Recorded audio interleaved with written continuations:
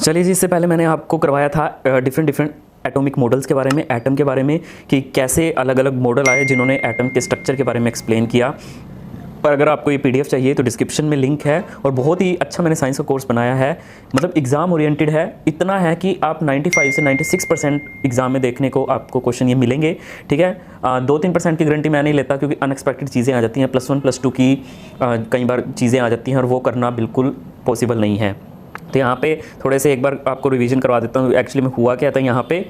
तो इसमें क्या था, पहले आया था रदरफोर्ड का मॉडल। जो रदरफोर्ड का मॉडल था उसमें ये बताया गया था उसमें कि जो आपका इलेक्ट्रॉन है वो लगातार न्यूक्लियस के चारों तरफ घूमते हुए अपनी एनर्जी क्या करता है, रेडिएट करता है, और इस तरीके से वो लगातार एक्सेलरेट करता हुआ एटम, अगर ये इलेक्ट्रॉन अगर एनर्जी लूज़ करता है तो अल्टीमेटली न्यूक्लियस में फॉल कर जाएगा, और जिससे न्यूक्लियस क्या हो जाएगा, न्यूक्लियस में फॉल करने के बाद इससे एटम क्या हो जाएगा, आपका अनस्टेबल हो जाएगा। But atom is stable, atom आपका स्टेबल है। उसके बाद बोर एटॉमिक मॉडल आया, जिसने क्वांटम सिद्धांत का यूज़ किया। तो क्वांटम सिद्धांत में बेसिकली क्या था कि जो इलेक्ट्रॉन है, ठीक है, वो अगर वो चारों तरफ चक्कर लगा रहा है तो फिक्स ऑर्बिट में लगा रहा है, और उसकी जो एनर्जी होती है वो कंटिन्यूस नहीं होती। कंटिन्यूस का मतलब क्या है, वो वेव नेचर की नहीं होती, कंटिन्यूस नहीं होती। अगर वो कंटिन्यूस होती तो वो एनर्जी क्या करती है, वो रेडिएट करती। बल्कि ये क्या है, ड्यूल नेचर को एक्सप्लेन करता है। ये जो एटम की रेडिएशन है वो ड्यूल नेचर को रिप्रेजेंट करती है। ड्यूल नेचर का मतलब वेव नेचर का भी और पार्टिकल का भी नेचर वो एग्जिबिट करता है। तो प्लैंक्स ने जो मॉडल दिया था उसमें इसी का यूज़ किया था कि जो एटम से जो रेडिएशंस निकलती हैं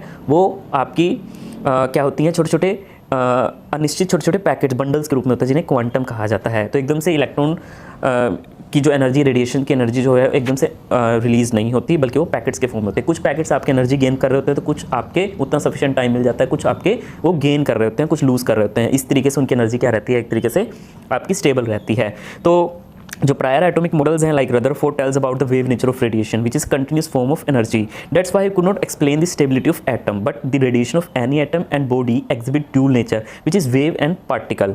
So that's why Planck's proved that any electromagnetic radiation like waves but can also behave like particle. So a body emits of absorbed electromagnetic radiation in the form of discontinuous small energy packets, and some of the packets gain energy while some lose energy at the same time, and each packet of energy is known as quantum, but the packets of light is known as photons. Energy of each quantum is equal to hv, ठीक है, E=hv, मतलब दोनों तरीके से वो act कर सकता है। इलेक्ट्रोमैग्नेटिक रेडिएशन वो आपका पार्टिकल भी हो सकता है और वेव नेचर का भी हो सकता है। तो इन्होंने पार्टिकल नेचर से एक्सप्लेन की है, और जो रेडिएशन एमिट होती है वो डिसकंटिन्यूस होती है। स्मॉल एनर्जी पैकेट, छोटे छोटे पैकेट्स होते हैं, उनकी अपनी ही एक एनर्जी होती है, ठीक है। सो अपनी एक फ्रीक्वेंसी होती है। इलेक्ट्रोमैग्नेटिक रेडिएशन अगर मैं बात करूँ तो कैसे प्रोड्यूस होती है, जब भी कोई चार्ज पार्टिकल होता है, अगर वो रेस्ट पे है तो उसके पास सिर्फ इलेक्ट्रिक फील्ड होती है, लेकिन जब वो मूव करना शुरू कर देता है, ऑसिलेट करता है, तब क्या होता है, उसके पास एक मैग्नेटिक फील्ड भी आ जाती है और इलेक्ट्रिक फील्ड भी आ जाती है। तो यहाँ पे जब आपका कोई चार्ज पार्टिकल होता है, मूव करता है, तो एक करंट की तरह बिहेव करता है, इस वजह से उसके पास मैग्नेटिक प्रॉपर्टी आ जाती है। So when there is electric field, when there is magnetic field and both are perpendicular, so वहाँ से आपकी इलेक्ट्रोमैग्नेटिक रेडिएशन क्रिएट होती हैं। आगे देखिए एटॉमिक नंबर। एटॉमिक नंबर क्या होता है, the number of proton present in the nucleus. So it is also called nuclear charge number and symbolized by Z. So atomic number defines the identity of an element. For example, carbon with 6 proton remains a carbon atom irrespective of how many neutrons it has. ठीक है, so the atomic number serve as a unique identifier for each element. Atomic number was discovered by Henry Moseley in the year 1930. मतलब हर element का एक particular unique identifier atomic number होता है। उसके बाद देखिए, in any neutral atom the number of electron is equal to number of proton. किसी भी न्यूट्रल एटम के लिए number of electron number of proton बराबर होंगे। A is equal to P plus N, and N अगर आपको निकालना which is A minus P। Mass number, mass number क्या होता है, number of proton and neutron दोनों का मिला करके मास नंबर बनता है। It is represented by the letter A. As proton and neutron are present in the nucleus of atom, they are called nucleons. For example, atom of carbon has 6 proton and 6 neutron, so its mass number is 12. The first scientist to measure atomic mass was John Dalton between 1803 and 1805. The scientist who first proposed the term given to the number of proton and neutron in an atom's nucleus was Ernst Rutherford. जैसे hydrogen है, इसका mass number 1, mass number 2 को deuterium बोलते हैं, और mass number 3 को tritium बोलते हैं। Isotope and element have the same atomic number but different mass number. So atomic number मतलब number of protons and mass number proton plus neutron. So basically the isotope having the same number of same number of protons and electrons in them, ठीक है, उनको isotope हम बोल देते हैं। Uranium has two naturally occurring isotope found in the earth crust for uranium-235 and uranium-238. Carbon, carbon-12 and carbon-14 are the two carbon isotopes and many more. Carbon has carbon-12, 13 carbon and 14 carbon as its isotopes, means 12, 13 and 14 are its mass number of carbon and its atomic number is 6. उसके बाद देखिए कुछ इनके use हैं direct exam में आ जाते हैं आपके, जैसे एक आयोडीन का I-131, ये आपका क्योर होता है आइसोटोप के द्वारा। कौन सी डिसीज़ को क्योर करने के लिए? Goiter. Treatment of some type of cancer can be done using कोबाल्ट-60। Uranium isotope is used as nuclear fuel. Fe26 detect anaemia, AS74 detect tumour, C14 find the age of fossil बहुत पूछा जाता है, Na24 find the location of blood clot. Isobar, different atomic number but same mass number. So ऐसे element जिनकी chemical properties different होती है क्योंकि उनका एटॉमिक नंबर डिफरेंट होता है बट सेम केमिकल प्रॉपर्टीज, उसको हम आइसोबार बोलते हैं। जैसे कोबाल्ट, निकल, कॉपर, आयरन, इन सब का एटॉमिक मास जो है वो आपका 64 है। सो ये आइसोबार हैं। और isobar with atomic number 3 hydrogen and helium, ठीक है, इनका मास नंबर सेम होता है। मास नंबर क्या होता है मैंने आपको पहले ही बताया, proton plus neutron. Isobar are used in medical field to treat tumours and blood clot. Thyroid disorder can be treated using isobar of iodine and blood cancer can be treated using isobar of phosphorus. The chemical properties of isotopes of a given element are almost identical as different isotope shows different identical chemical behaviors. So हम ये कह सकते हैं कि physical properties of isotopes like mass, melting point, boiling point, density, freezing point are different and depends upon the mass of each isotope. So the reason for this because isotope an element having same number of electrons as an atom of that element but they have different number of neutron which affects the mass number. So वो mass number को आपका क्या करता है, affect करता है। So इसी वजह से आइसोटोप की केमिकल प्रॉपर्टी ऑलमोस्ट आइडेंटिकल होती हैं as different isotopes. As different isotope shows almost different isotope shows almost identical chemical behaviors, लेकिन उनकी जो फिजिकल प्रॉपर्टीज होती हैं वो डिफरेंट होती हैं क्योंकि मास नंबर क्या होता है, डिफरेंट होता है। Mass number determines the physical properties while atomic number determines the chemical properties. इसी वजह से आइसोटोप की similar chemical properties but different physical properties होती हैं आपकी। Isotone same number of neutron, जैसे सोडियम हो गया, नियोन हो गया, ठीक है, इन सब का जो न्यूट्रॉन है वो संख्या सेम रहेगी। ये और एग्जांपल दिए हुए हैं आपके। सो आयन और atom with similar number of electron are known as isoelectronic species. Isoelectronic pair Na positive and F negative has the electronic configuration 1s2 2s2 2p6. So the fluorine has 10 electron 9 plus 1 which is 10 electron, ठीक है, एक electron वो gain करके F negative बना देगा। And isoelectronic species आपकी with F negative must have 10 electron and sodium Na positive has also 10 electron. So they are isoelectronic species. Isodiphers, the element having the difference of the proton and neutron are same. Uranium हो गया, so uranium का example हो गया आपका और thorium का आपका example हो गया।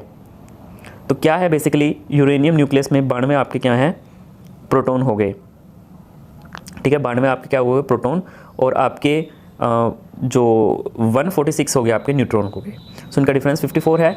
और जो आपका थोरियम हो गया उसमें आपके 90 प्रोटॉन हो गए, तो और आपके 144 आपके न्यूट्रॉन हो गए, ठीक है। सो इनका डिफरेंस हो गया 144 minus 90 54।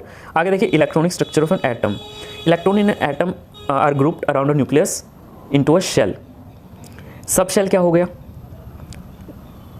Every orbit has many sub orbit, they have different shapes and these are identified as SPDF letters.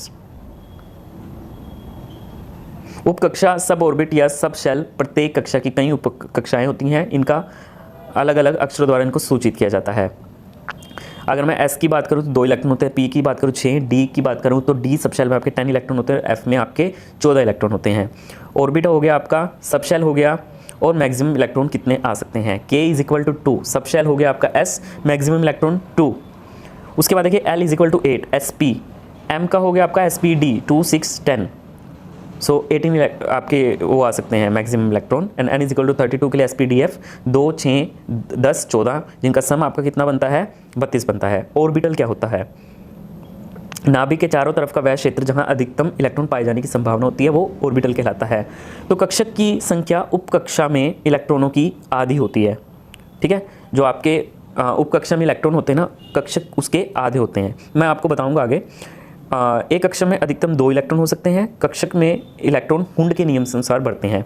सो यहाँ पे देखिए आपका डी सब लेवल है, ये सारे इलेक्ट्रॉन आपको दिख रहे हैं, ये पेयर में है, एक ऊपर है, एक आपका ऊपर साइड है और एक डाउनवर्ड एरो में है। तो यहाँ पे 5d ऑर्बिटल्स हैं और 10 इलेक्ट्रॉन है। तो अगर ऑर्बिटल्स की बात करें तो आधे हैं उससे, 5d ऑर्बिटल्स हैं। p में 6 इलेक्ट्रॉन है आपके, तो यहाँ पे 3p ऑर्बिटल्स हो गया। तो इसी तरीके से s sub level, there is 1 s sub orbital, s orbital and there can be maximum of 2 electron in s sub shell. So यहाँ पे भी वही सब चीज़ें दी हुई हैं, टेबल में देख सकते हो, k equal to 2 sub shell s maximum 2 electron and orbital आपका s सब शेल का हो गया।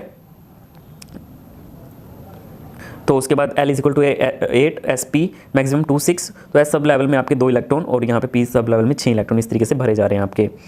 तो यहाँ पे देख लीजिए, ये आपका जो हो गया, आपकी ये अंदर जो है ये आपके ऑर्बिटल्स हैं, और जो आपका ये S और आपका P जो ब्लॉक दिख रहे हैं आपको, इनको आपस में सब शेल बोलते हैं और इनको कंबाइंड को आपको शेल बोलते हैं। हुंड का नियम क्या कहता है? According to this rule propounded by the German scientist Friedrich Hund in the 1925, 2 electrons cannot be filled in any orbital of any subshell of an atom until 1 electron each has been filled in all its orbital. It shows the direction of revolving electron. मतलब हुंड का नियम ये कहता है कि पहले आपको क्या करना है, एक एक इलेक्ट्रॉन आपको भरना है, उसके बाद आप उसका पेयर इलेक्ट्रॉन भरोगे। जैसे यहाँ पे नीचे देख रखे हो आप, एक करेक्ट दिया हुआ है, 1s 2s 2p है, तो एक संतरी कलर का आपको दिख रहा है, तो पहले आप सारे संतरी भरोगे, फिर उसके बाद ब्लू टिक का भरोगे। लेकिन अगर आप नीचे के नियम के अनुसार पहले पेयर में भरते हो, फिर 2p में आपका एक इलेक्ट्रॉन, मतलब 2 बॉक्स भरे जा रहे हैं, एक कैंसिल हो रहा है, तो इस तरीके से गलत है ये, इस तरीके से नहीं भरना। पहले आपको एक एक करके भरना है, फिर उसके बाद उसका जोड़ा भरना है आपको। प्रीवियस ईयर क्वेश्चन देख लीजिए, एक कोश में मौजूद इलेक्ट्रॉन की अधिकतम संख्या किस सूत्र द्वारा ज्ञात की जाती है? 2n square. किसी परमाणु के k कोश में संयोजित किए जाने वाले अधिकतम इलेक्ट्रॉन की संख्या कितनी होती है? 2। एक कक्षा में कितने अधिकतम इलेक्ट्रॉन उपस्थित हो सकते हैं? 2। f उप कोश में इलेक्ट्रॉन की अधिकतम संख्या 14। डायरेक्ट क्वेश्चन आते हैं ये। नाभिक के चारों ओर स्थायी ऊर्जा स्तर की अवधारणा किस वैज्ञानिक ने की? स्थायी ऊर्जा स्तर की वो की नील्स बोर ने। और रदरफोर्ड ने क्या बोला था कि ये इलेक्ट्रॉन अपनी एनर्जी लूज करता, ultimately fall into the nucleus और एटम अनस्टेबल हो जाता। एक परमाणु में इलेक्ट्रॉन की उपस्थिति की खोज किसने की? J Thomson. पी कक्षक का आकार है डंबल शेप का।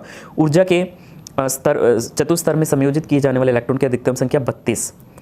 एल कक्षक में रखे जाने वाले इलेक्ट्रॉन की संख्या कितनी होती है? 8। ये करवा चुका हूँ मैं। सो कल को पढ़ेंगे हम अबव प्रिंसिपल क्वांटम नंबर्स, कल की क्लास में हम पढ़ेंगे। और ज़्यादा से ज़्यादा चैनल को सब्सक्राइब कीजिए, बहुत अच्छी PDF मैंने बनाई है। धन्यवाद।